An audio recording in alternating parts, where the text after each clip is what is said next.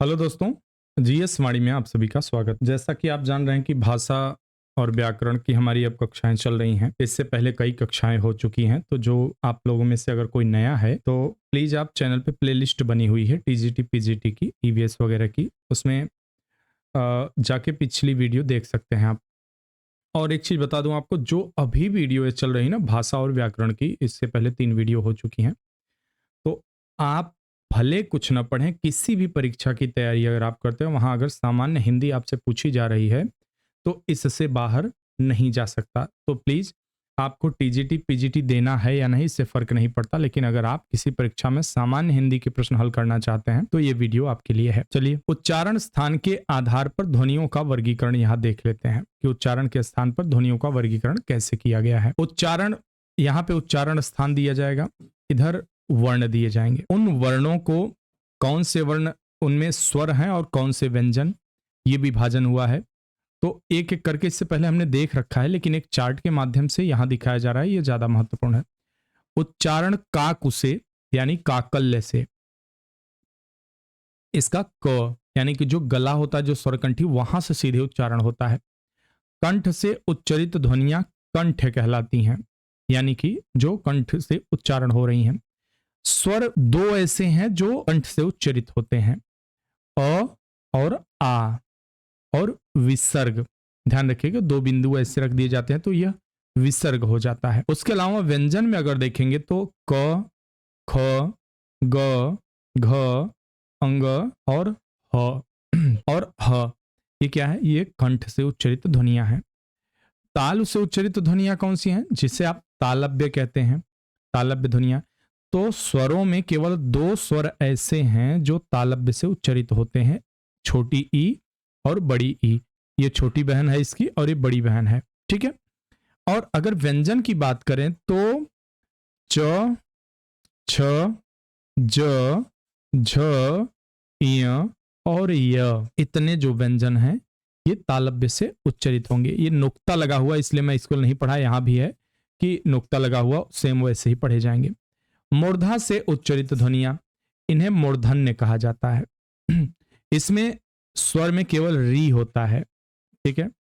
और व्यंजन की अगर बात करें, व्यंजन की बात करें तो ट, ठ, ड, ढ, ड़ और र, ल और श, यह भी मूर्धा से उच्चरित होंगे। दंत से उच्चरित अगर ध्वनियों की बात करें, यानी कि जिनका स्पर्श जिह्वा का दांत से होता है तब जाके स्पष्ट ध्वनि निकल के आती है, तो स्वर एक भी नहीं है जो दंत्य हो। तो अगर यह पूछा जा रहा है, एलिमिनेट करने के लिए आपके पास देखिए तरीका क्या होगा।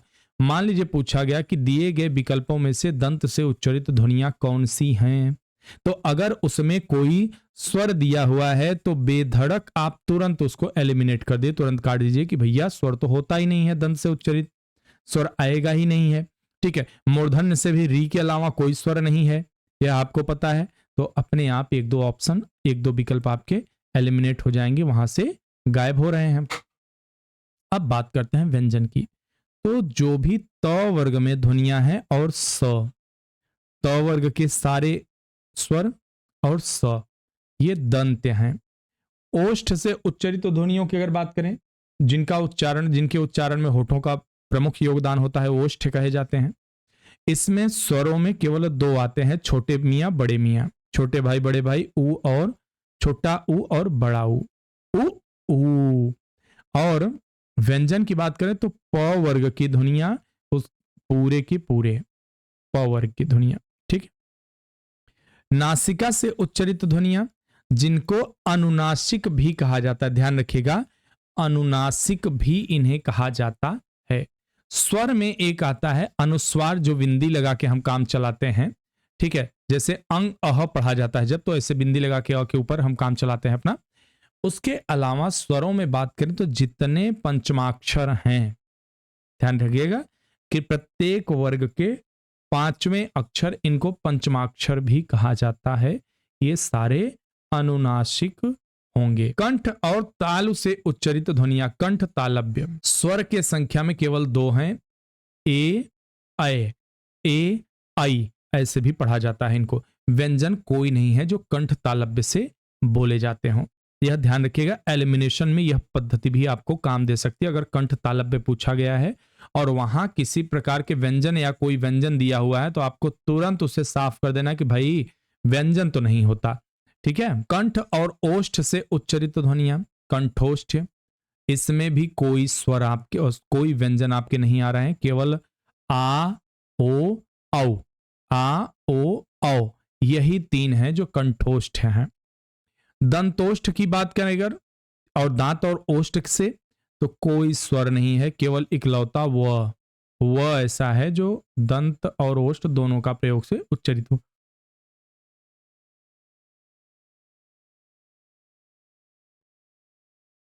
दंत मूल से उच्चरित अगर बात करें तो वर्ड से कहा जाता है इसे न, स, र, ल। यह मात्र 4 व्यंजन हैं। ठीक है। हालांकि मूलतः ये अयोग वाह ध्वनियां हैं, किंतु इन्हें सामान्यतः स्वर में ही गिन लिया जाता है। कौन से? स्टार लगा था ऊपर देखिए, अनुस्वार। ठीक है। स्टार जहां लगा है अनुस्वार, और यहां पे अंग अह, अंग अह, ये क्या है? ये दोनों अयोग वाह कहे जाते हैं। ठीक है। लेकिन कभी कभी इन्हें स्वरों में ही गिना जाता है। अब देखते हैं अयोगवाह ध्वनियां क्या है। हो सकता है आप में से कुछ लोगों को न पता हो, तो देख लेते हैं अयोगवाह ध्वनियां कौन सी होंगी। ये वे ध्वनियां हैं जो न स्वर हैं न ही व्यंजन है। ये स्वर इसलिए नहीं है कि इनकी स्वतंत्र गति नहीं है, किसी के साथ ही ये प्रयोग में आते हैं सामान्यतः। और व्यंजन इसलिए नहीं है कि स्वरों के बाद आती है इनकी संख्या, उनसे पहले नहीं। ऐसी 3 ध्वनियां हैं, अनुस्वार, अनुनासिक और विसर्ग। ये 3 हैं जो अयोगवाह में गिने जाएंगे। अनुस्वार और अनुनासिक बहुत कंफ्यूजन रहता है, बहुत सारे विद्यार्थियों में ऐसा होता है कि आप लोग कंफ्यूज, और यकीन मानिए परीक्षा देने के दौरान भी तमाम लोगों के पास इस प्रकार का भ्रम होता है। आप यह मत समझिएगा कदापि कि उन्हें आता नहीं है। होता क्या, कभी कभी बहुत ज्यादा सूचनाओं की वजह से भ्रम की स्थिति उत्पन्न हो जाती है और कुछ कुछ चीजों का भ्रम लगातार बना रहता है। तो इसमें कोई ऐसा नहीं कि उन्हें आता नहीं है, आता है, बस भूल जाते हैं, मिस कर जाते हैं। अनुस्वार की बात करें, अनुस्वार एक नासिक्य ध्वनि है। अनुस्वार का अर्थ अनु, धन, स्वर, अर्थात स्वर के बाद आने वाला। अनु का अर्थ क्या होगा यहाँ? अनुगणात्मक, पीछे अनुगमन करना, मतलब पीछे आना। ये नासिक्य ध्वनियां स्वर के उच्चारण के बाद आती हैं, ध्यान रखिएगा, स्वर के उच्चारण के बाद आती हैं। जैसे गंगा, गंग, गंग, ध्यान रखिए, गंग, गंग। ठीक है। और इसको तोड़ के लिखा गया, देखिए, ग अगर आप विच्छेद करेंगे तो ग प्लस अ इस तरह लिखा जाएगा, उसके बाद ही तो आया है ना, देखिए ध्यान से, गंगा। अनुस्वार के रूप में वर्गीय व्यंजनों के संदर्भ में नियम यह है कि अनुस्वार अपने से बाद में आने वाले व्यंजन के वर्ग का ही 5वां व्यंजन होगा। ध्यान रखिए, क्या कहा जा रहा है? अनुस्वार अपने से बाद में आने वाले व्यंजन के वर्ग का ही 5वां व्यंजन होगा। ग किस वर्ग का है? क वर्ग का है ना, और क वर्ग का पंचमाक्षर क्या है? अंग है, तो गंगा हो गया। गंदा, गंदा है अनुस्वार। ठीक है। तो द किस वर्ग का है? त वर्ग का है। त थ द ध, पंचमाक्षर क्या है? न है, तो यहां देखिए न आ गया ना। खंभा, भ किस वर्ग का है? प फ ब भ म। ठीक है। यहां क्या हो गया? अनुस्वार, म में बदल गया ना। गंजा, ज वर्ग है, गंजा। यह शुद्ध रूप है। ज्यादातर आज देखोगे आप किताबों में गंजा, मैं गारंटी के साथ कह सकता हूं 90% किताबों में, 90 से ज्यादा ही कहूं तो बेहतर होगा, 95% किताबों में यही गंजा लिखा जाता है। आप देख लीजिए कहीं भी उठा के। खंभा भी ज्यादातर यही लिखा जाएगा, गंगा भी ज्यादातर यही लिखी जा रही हैं। लेकिन हम आप साहित्य के विद्यार्थी हैं, इसकी लाज रखना हम सबकी जिम्मेदारी है। और अगर आप भाषा के शिक्षक बनते हैं तो एक बार भूगोल अगर किसी को जानकारी नहीं है तो भी काम चल सकता है, एक बार उसे अर्थशास्त्र की जानकारी नहीं है तो भी काम चल सकता है। लेकिन अगर किसी को भाषा की जानकारी नहीं है तो वह अर्थ का अनर्थ ही नहीं करेगा, व्यावहारिक जिंदगी में भी हमेशा वह ऊट पटांग करता रहेगा। आप में से कुछ लोग देखे होंगे कि जॉनी लीवर की फिल्म है, मुझे उनके जो है साथ में एक जो है कैरेक्टर थे, उसका नाम नहीं याद है। वो कहता है कि जो है, अब इतने से आप लोग हिंट समझ जाइए, ज़्यादा बोलना उचित नहीं होगा। वो उसके अंडे फोड़वा देता है, नुकसान करवा देता है, तो कहता है जाके जो है फलाने की बीवी मरी है, तुम जाके जो है इसमें सहानुभूति हासिल करो, इज्जत कमाओ, ये सारी चीज़ें। तो वहाँ मुख्य खेल क्या है? भाषा का है। ठीक है, तो कहने का मतलब ऐसे बहुत सारे उदाहरण मौजूद हैं। अनुनासिक, अनुनासिक क्या होते हैं? वह नासिक्य ध्वनि जो स्वर के साथ जोड़कर बोली जाती है। ध्यान रखिएगा, स्वर के साथ बोली जाती है, और अनुस्वार की हम बात किए थे, स्वर के बाद बोली जाती है। ठीक है, तो ध्वनि स्वर के साथ जोड़कर बोली जाएगी, अनुनासिक।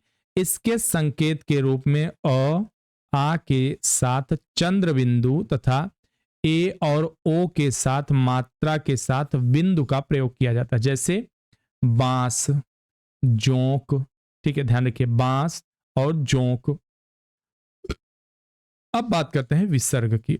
यह वह ध्वनि है जो कुछ तत्सम शब्दों में स्वर के बाद ह रूप में उच्चरित होती है, जैसे दुख, छ, प्रायः, अतः आदि। अब यहां कुछ नोट है, देखिए।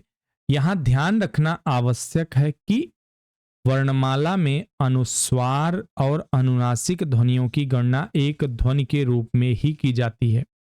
इस प्रकार अयोग वाह ध्वनियां दो ही बचती हैं। अब आप चार मत जो है गणना कीजिएगा, अनुस्वार अनुनासिक एक ही होंगे यहां पे। तो चलिए, हमने व्याकरण के मूलभूत नियमों को देख लिया। स्वर क्या होते हैं, व्यंजन क्या होते हैं, रूढ़ शब्द क्या होते हैं, योग रूढ़ शब्द क्या होते हैं, घोष, अघोष, अल्प प्राण, महाप्राण, लगभग जो भी बुनियादी नियम होते हैं, जो बातें होती हैं, हमने सीख लिया। अब आ जाते हैं कुछ व्यवहारिक प्रयोग में। हिंदी वर्तनी एवं नियम, इसके बारे में देखते हैं क्या कह रही है हमारी हिंदी भाषा। इसके विषय में भी बड़ा रुचिकर है, क्योंकि हिंदी भी एक पूर्णतः वैज्ञानिक भाषा है।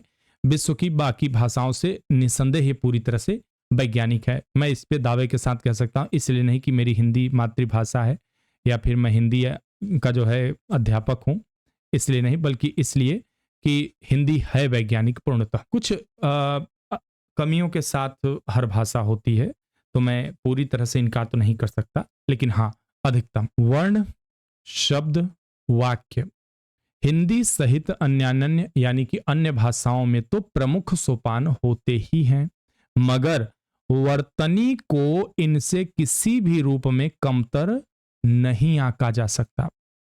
ध्यान रखिएगा, जो आईएएस की परीक्षा देते हैं, आप में से हो सकता है कुछ लोग दे रहे हो पेपर, तो जब आईएएस की परीक्षा या आप पीसीएस की जब परीक्षा देते हैं, तो आपका सामना प्रारंभिक परीक्षा में एक पेपर होता है, सी सेट से होता है। सी सेट से होता है। सी सेट में एक हिस्सा आता है जो हिंदी माध्यम वालों की रीढ़ की हड्डी होती है, जिसे पैराग्राफ या अनुच्छेद के या परिच्छेद कहते हैं। पैराग्राफ समझिए, पैराग्राफ आते हैं, उसमें आपके इस हिस्से का बहुत बड़ा योगदान है। अगर आपको व्याकरण की अच्छी समझ है, अगर आपको भाषा की अच्छी समझ है, तो आपका बेड़ा पार होता है। पता नहीं कितनों का बेड़ा पार किया है हिंदी का, इवन एक आध दो बार मेरा भी हुआ है बेड़ा पार इससे। ठीक है, वर्तनी वस्तुतः लेखन एवं उसके पठन उच्चारण के शुद्ध रूप को कहते हैं। ध्यान रखिएगा, अक्षरी और हिज्जे इसके अन्य नाम हैं, स्पेलिंग हिंदी में कहते हैं।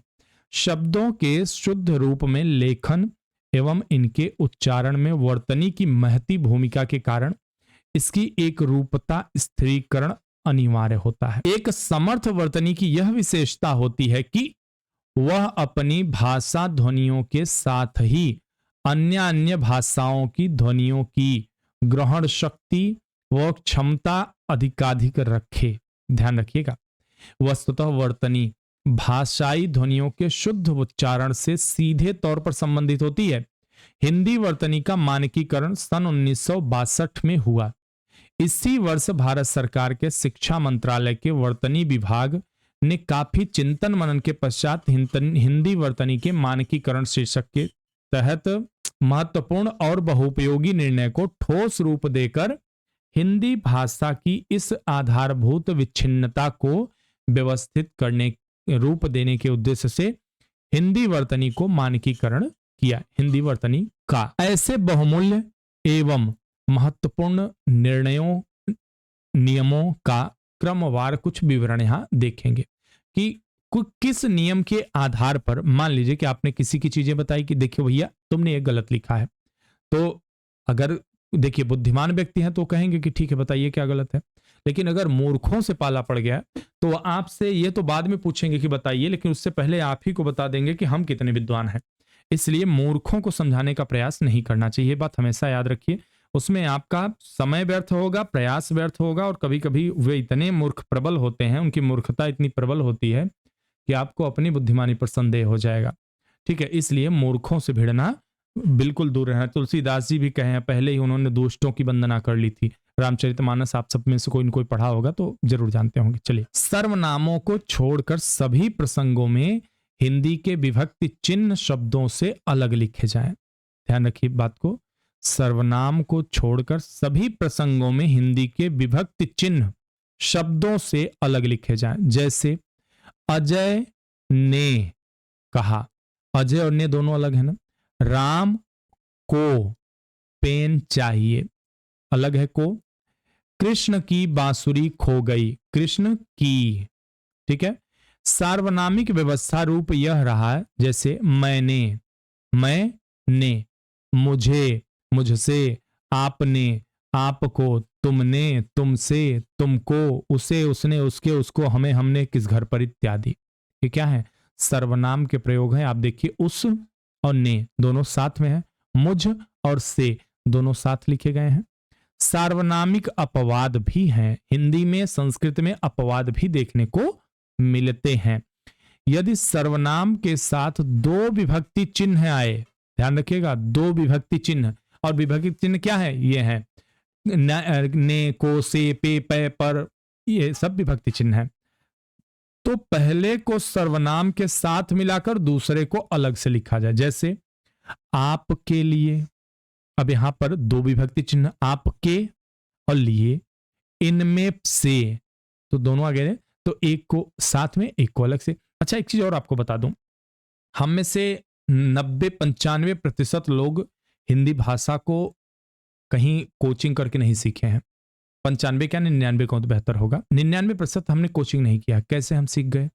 आसपास के माहौल से। और मैं बार बार इस बात पे जोर देता हूं, हमेशा देता भी रहूंगा, पढ़ने की आदत विकसित करिए। ज्यादा से ज्यादा पुस्तकों को पढ़िए, मानकीकृत पुस्तकों को पढ़िए, अध्ययन करिए, घंटे 2 घंटे किताब पढ़ने की आदत डालिए प्रतिदिन। क्या होगा? भाषा में सुधार होगा, भाषा की अच्छी पकड़ बनेगी। यदि सर्वनाम और उसकी विभक्ति के मध्य ही तक आदि अव्यय आए तो विभक्ति को अलग से लिखा जाए। जैसे आप ही के लिए, ध्यान रखिए, तुम तक को। ठीक है, यदि सर्वनाम और उसकी विभक्ति के मध्य ही तक अव्यय आए तब ये स्थिति बनेगी। पूरी तरह से आप मास्टर हो जाएंगे। मतलब इस नियम को पढ़ने के बाद हिंदी में कभी आपसे कोई गलती होने की गुंजाइश नहीं रह जाएगी।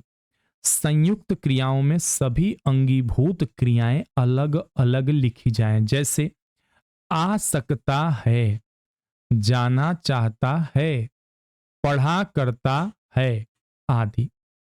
तक, साथ आदि अव्यय शब्द से अलग लिखे जाएं। जैसे आपके साथ, यहां तक, आदि। अब बात करें कुछ क्रियाओं की, अगर पूर्वकालिक क्रियाएं आदि, इनको भी देख लेते हैं थोड़ा सा, क्योंकि देखिए मैं चाहता हूं कि जब आप हमारी क्लास से निकले ना तो इसके मास्टर होके निकले।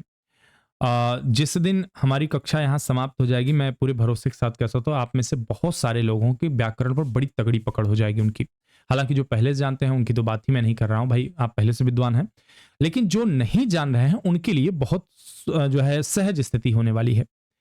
पूर्वकालिक प्रत्यय कर क्रिया से मिलाकर लिखा जाए। जैसे आकर, खाकर, जाकर, पीकर, मिलाकर, गाकर, हंसकर इत्यादि। द्वंद्व समास के पदों के मध्य योजक चिन्ह हाइफेन इस तरह लाइन लगाया जाए, जैसे माता पिता, राजा रानी, माँ बेटा, दिन रात इत्यादि। बहुत सारे लोग हैं आप योजक चिन्ह का प्रयोग नहीं करते हैं। सा, जैसा आदि सारूप्यवाचकों के पूर्व योजक चिन्ह का प्रयोग किया जाना चाहिए, जैसे तुम सा, राम जैसा, चाकू से तीखे, आम सा खट्टा। तो जब इस तरह के शब्द भी आप प्रयोग में लाएं तो इन साधारण से लेकिन अति महत्वपूर्ण नियमों को मत भूलिए, क्योंकि एक अगर शिक्षक ही गलतियां करेगा तो विद्यार्थियों की कल्पना कर लीजिए। और मैं एक दिन फिल्म देख रहा था, फिल्म देखना मेरी हॉबी है, मैं कहूँ तो मुझे बहुत पसंद है और देखना चाहिए, अच्छी फिल्में देखनी चाहिए। तो उस फिल्म में एक चीज मतलब मुझे नाम नहीं याद आ रहा है उस फिल्म का, जो हीरो रहता है उसका भाई जो है, हीरो का भाई शिक्षक रहता है, तो जो और हीरो का जो भाई, शिक्षक का जो भाई रहता है वो गुंडा रहता है बहुत बड़ा। तो वो स्कूल को बूथ मतलब सेंटर कैप्चर कर लेता है, नकल कराने के पैसे ले लेकर नकल कराता है। तो वो शिक्षक आता है, उसका भाई कहता है, मतलब जो डिप्टी आए रहते हैं उनसे शिकायत करता है, कहता है कि एक डॉक्टर से गलती हो जाए तो एक पेशेंट मरेगा, 2 मरेंगे या 4 मरेंगे, और एक इंजीनियर से गलती हो जाए तो एक पुल टूटेगा, ज्यादा से ज्यादा 100-200 लोग मरेंगे, लेकिन एक शिक्षक से गलती हो जाए तो समाज में कितना बड़ा कियोस क्रिएट होगा, कितनी बड़ी समस्या होगी, कल्पना करिए। ना अच्छा डॉक्टर बनेगा, ना अच्छा वैज्ञानिक बनेगा, ना अच्छा नेता बनेगा, कुछ भी नहीं बनेगा। तो आप अपनी भूमिका की कल्पना करिए, ठीक है।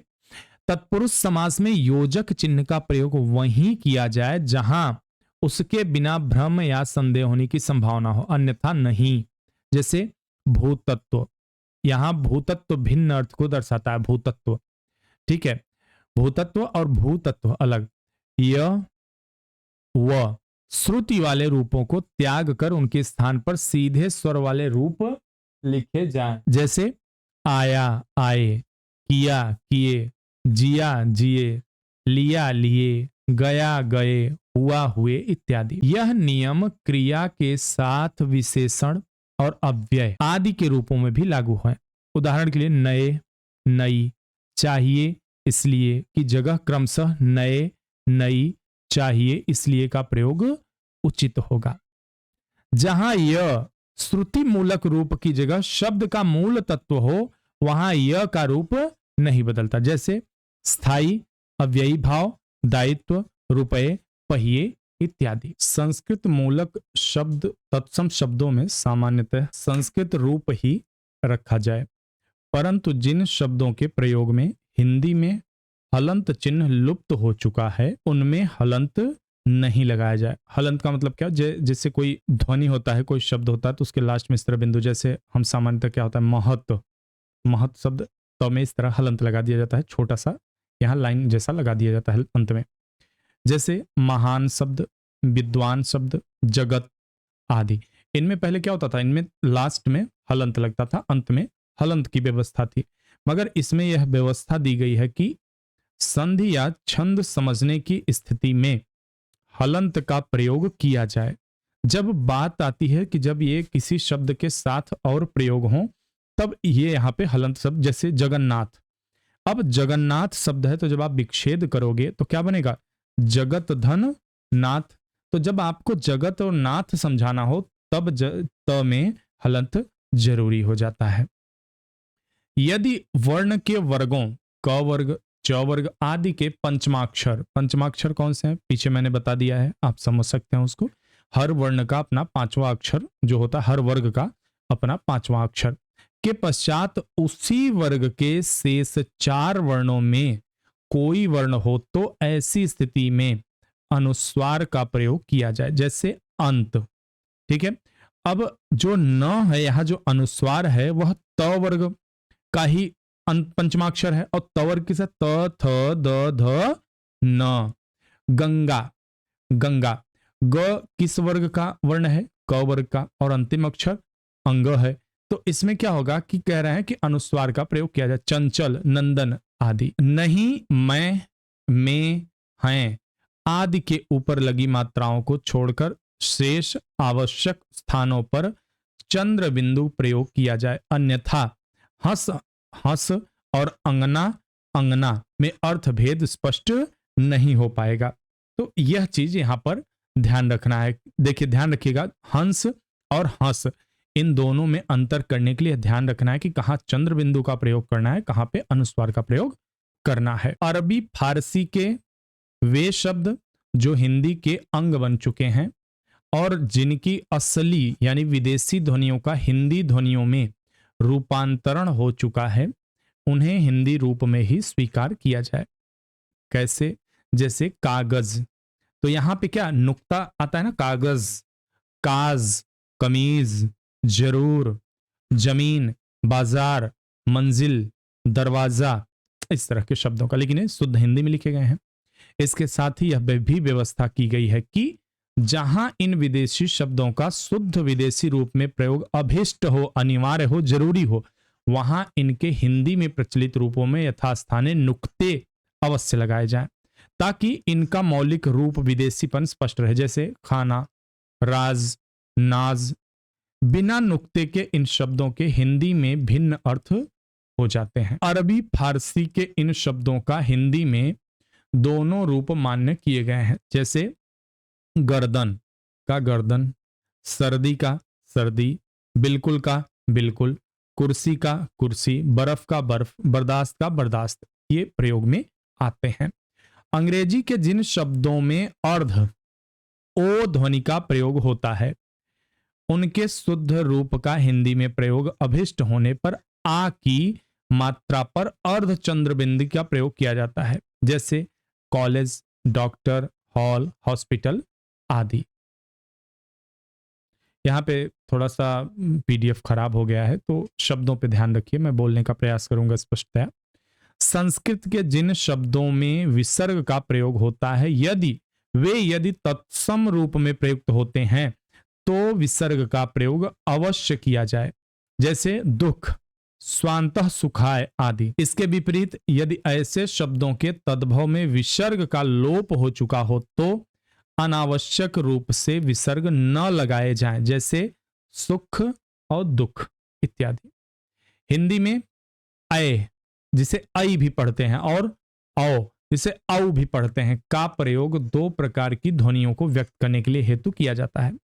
पहले प्रकार की ध्वनियां है और तथा दूसरे प्रकार में गवैया, कौआ आदि।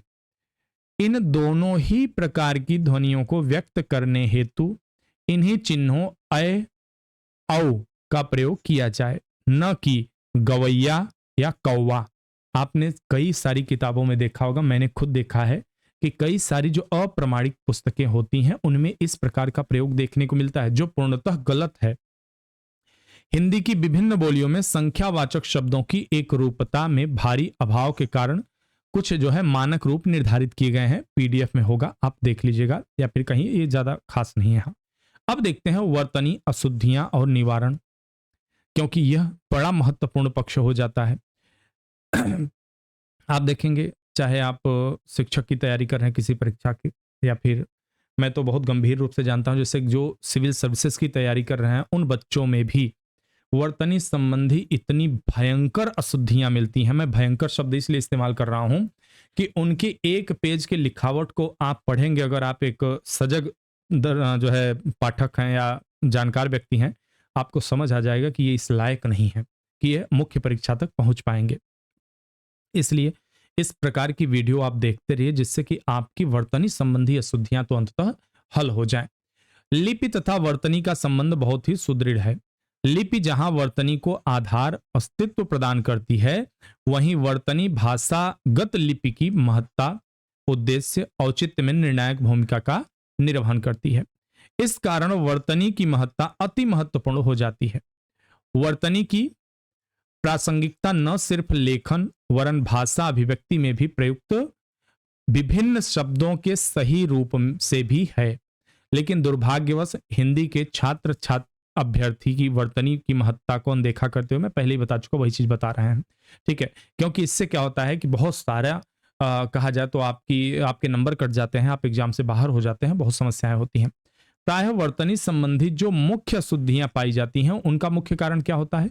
इनको इस प्रकार वर्गीकृत, लिपि ज्ञान का अभाव बिल्कुल होता है, वाचन की लापरवाही, बिल्कुल ऐसा भी किया जाता है, क्योंकि जब आप वाचन की लापरवाही करते हैं तो आप कभी जब सही उच्चारण नहीं करेंगे ना, तो यकीन मानिए आप कभी उस चीज को, गलती को पकड़ ही नहीं सकते। तो इसका सीधा सा क्या तरीका होता है, ज्यादा से ज्यादा प्रमाणित पुस्तकों का अध्ययन करिए, आपकी वर्तनी संबंधी अशुद्धियां खुद ब खुद गायब हो जाएंगी।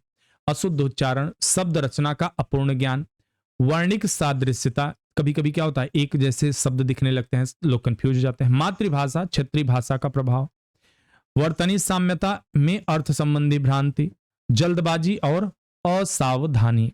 एक एक शीर्षक को हम यहां देखेंगे। तो पहले लिपि का अभाव देख लेते हैं, कैसे ये आता है, कैसे दूर किया जा सकता है, क्या समस्या। हिंदी के मानकीकरण शीर्षक में हमने देखा कि किस प्रकार हिंदी में एक रूपता के उद्देश्य से मानकीकरण किया गया है।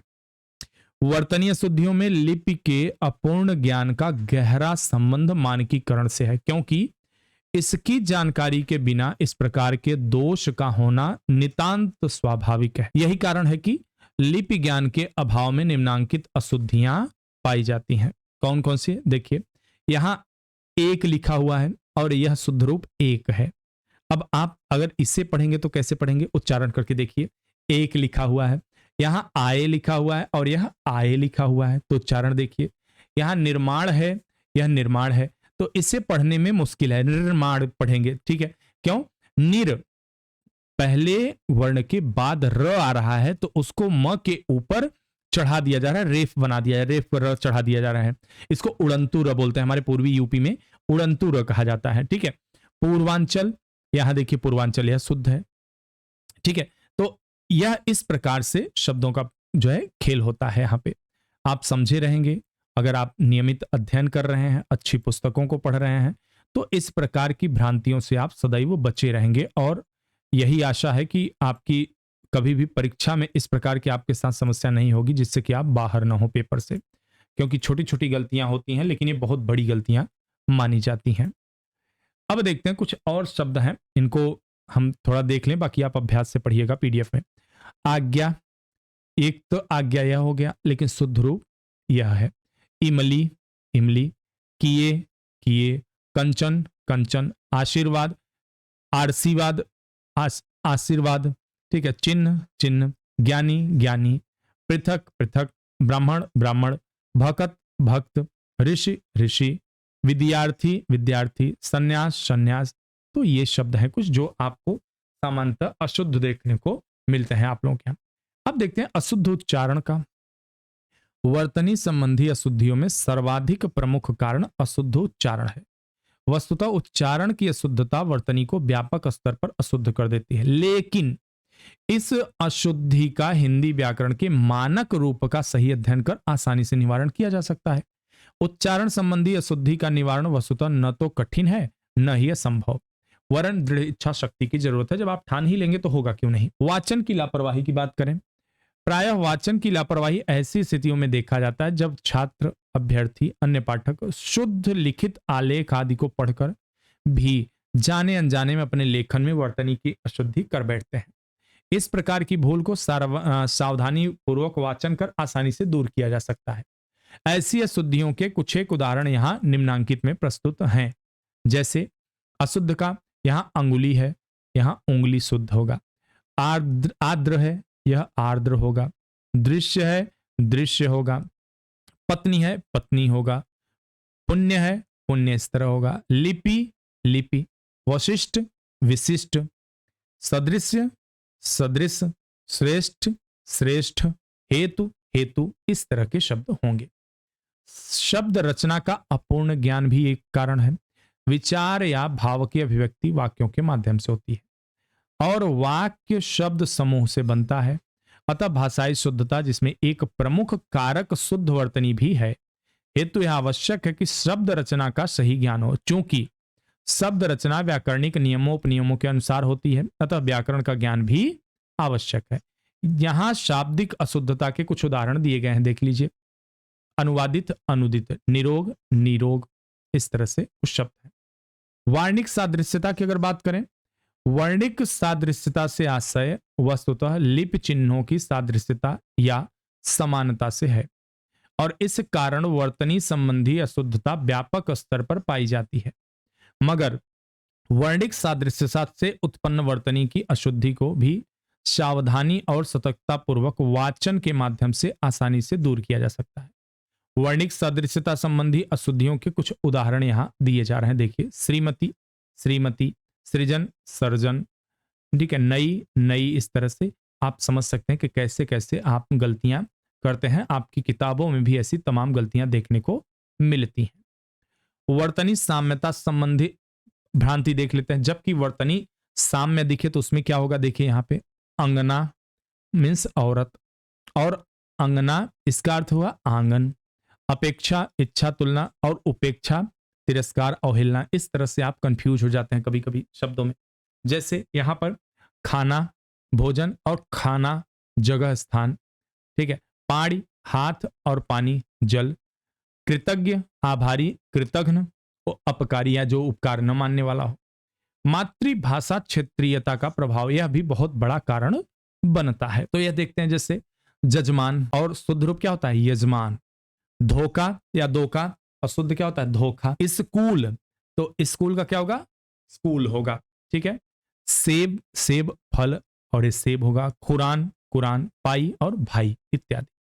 जल्दबाजी एवं असावधानी की परिस्थिति में क्या होता है, जब आप बहुत जल्दबाजी में होते हैं तो उस दौरान भी गलतियां हो जाती हैं। जैसे उल्लंघन, शुद्ध रूप क्या होगा, उल्लंघन। यह है उच्चारण का, यहां उच्चारण है, उच्चारण। अध्ययन का, अध्ययन, अध्ययन लिखा हुआ है, अध्ययन होता है।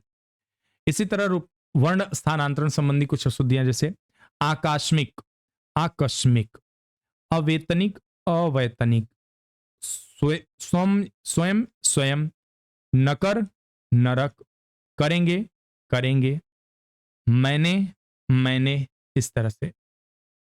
कुछ अन्य वर्तनी अशुद्धियां, इनके बारे में थोड़ा देखते हैं। जैसे ड़ और न की अशुद्धियां। सामान्यतः जब यह शब्द आप लोग करते हो, कभी ड़ की जगह न का प्रयोग कर देते हो, कभी न की जगह ड़ का प्रयोग करते हो। यह नहीं होना चाहिए। ड़ और न के प्रयोग में वर्तनी संबंधी अशुद्धियां देखने को मिलती है। मुख्य कारण इन दोनों वर्णों के प्रयोग संबंधी मौलिक ज्ञान का अभाव है। वस्तुतः ड़ वर्ण प्रायः संस्कृत तत्सम शब्दों में प्रयोग किया जाता है, जबकि न का प्रयोग तद्भव शब्दों में। ध्यान रहे, तद्भव शब्दों के स्रोत तत्सम शब्द ही हैं। अतः तत्सम शब्द में प्रयुक्त ण वर्ण तक को तद्भव में न में परिवर्तित कर दिया गया है। यही कारण है कि ण, रण, फण, कण आदि तत्सम शब्दों में प्रयुक्त ण तद्भव में क्रमशः रन, फन, कन में परिवर्तित हो गया। वर्तमान समय में तद्भव शब्दों का प्रचलन है। अतः न के प्रयोग के निम्नांकित नियमों को आत्मसात करके आप गलतियों से बच सकते हैं। और वे कैसे, संस्कृत धातु में प्रयुक्त ण को धातु परिवर्तित शब्दों में भी इसी वर्ण ण का प्रयोग करें। जैसे गण, गुण, क्षण, निपुण और प्रण। ण युक्त तत्सम शब्दों में ण को यथावत रखें, उनके स्थान पर न का प्रयोग कदापि न करें। जैसे चाणक्य, वाणी, वीणा, लवण, गण, बाण, कोण, गुण, मणि, क्षण, छिड़। बहुत सारे लोग देखेंगे बहुत कूल बनने के लिए चाणक्य कह देते हैं, ठीक है, जबकि चाणक्य क्या, चाणक इनके पिताजी थे और उनके नाम से इनका बना चाणक्य बना। बहुत लोग वाणी कह देंगे बड़ा कूल बनने के लिए। अरे वाणी है भाई, वो वाणी है, आप क्यों अपने कूलता के चक्कर में जो है इसकी ऐसी तैसी कर रहे हैं। वीणा, बहुत लोग वीणा कह देते हैं। भाई वीणा और वीणा में अंतर है।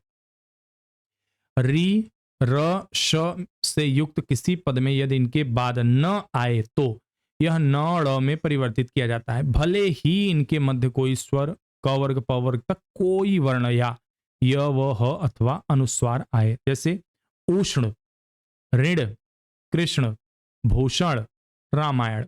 बहुत लोग भूषण कह देते हैं, कृष्ण कह देते हैं, रामायण कह देते हैं, तो वो गलत होगा। इसके विपरीत उपर्युक्त वर्णित वर्णों की बजाय कोई अन्य वर्ण आए तो न का परिवर्तन ड़ में नहीं होता। जैसे प्रार्थना, रचना, अर्चना। अब प्रार्थना नहीं कह देंगे, रचना नहीं कह देंगे, अर्चना नहीं कह देंगे, ठीक है, यहां न ही रहेगा। ब व की अशुद्धि, ब और व के उच्चारण एवं लिखावट में मामूली अंतर कारण प्रायः वर्तनी शुद्धियां देखी जाती हैं यहां पर भी। तो क्या करना है कि प्रायः वर्तनी संबंधी पर जिनके मूल में इन दोनों शब्द अशुद्ध उच्चारण है, प्रायः इनका उच्चारण शुद्ध उच्चारण कर ही इनका शुद्ध प्रयोग किया जा सकता है। हिंदी में ब युक्त शब्द अत्यधिक हैं, जबकि व युक्त शब्द तुलनात्मक दृष्टि से कम है। इसके विपरीत संस्कृत में व वर्ण वाले शब्द बहुतायत हैं और ब के लिए काफी कम है। क्योंकि हिंदी की जननी संस्कृत है, हिंदी में संस्कृत से आगत ब और व वर्ण युक्त शब्द काफी हैं। जैसे ब, व, ब के स्थान परिवर्तन से उत्पन्न अशुद्धि पर कुछ देख लेते हैं। जैसे वहन और बहन, वार और बार, शव सब, वली बली, वाद बाद, रव रब इत्यादि। मुख्य छ और क्ष की अशुद्धि यह भी आ जाता है। क्ष और क्ष की अशुद्धियां मुख्य रूप से इन दोनों वर्णों के रूप स्वरूप की जानकारी के अभाव में होती हैं। दोनों व्यंजन वर्ण हैं। इनके मुख्य अंतर यह है कि जहां छ एक स्वतंत्र व्यंजन है, वहीं क्ष संयुक्त व्यंजन है जो क और श के मेल से बना है। दूसरी बात, छ संस्कृत में अधिकाधिक प्रयुक्त होता है जबकि हिंदी में छ प्रयोग होता है। ठीक है, अब छ युक्त संस्कृत शब्द को देखते हैं। अक्ष, अधीक्षक, निरीक्षक, परीक्षा, प्रतीक्षा, नक्षत्र, समक्ष, क्षमा, शोभ, छीड़, शिक्षा, दीक्षा इत्यादि, यह छ से युक्त है। और छ से प्रयोग जो है, छ छाता, छड़ी, छिड़कना, छुरी, छोड़ना इत्यादि। अब श, श, स और स अशुद्धि वर्तनी संबंधी इसमें देख लेते हैं। तो इनका भी कुछ नियम है।